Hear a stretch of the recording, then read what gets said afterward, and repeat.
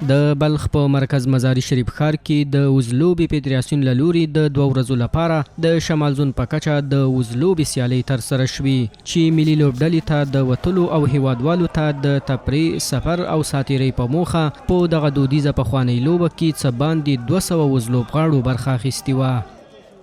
ما تورنمنت‌های در کل ولایت به خاطر آمادگی تورنمنت عمومی که در ماه اوت برگزار میشه به او گرفته میشه.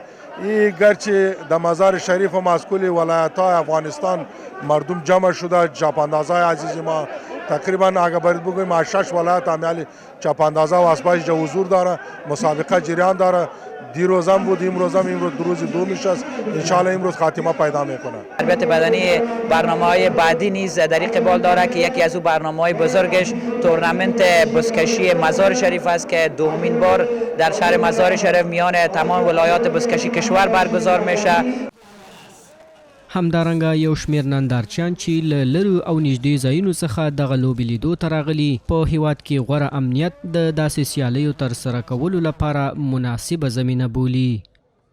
دلته چې موږ ګورو له هرې ژبې نه بس راغلي دي، د بزکشي سیل ته راغلي دي، مینوال دي، ټول یو ورونه دي. دا خبره نشته چې ته پښتون یې، زه تاجک یم، ته ازبک یې، ټول یو ورونه یاستو، یو قوم یاستو، یو وحدت ده. یک صلح است، یک آرامی است، امنیت است. ما از امارات اسلامی افغانستان خوش هستیم. یک آرامی است، اولاد ما، فامیل ما، خود ما در امن و آرام هستیم.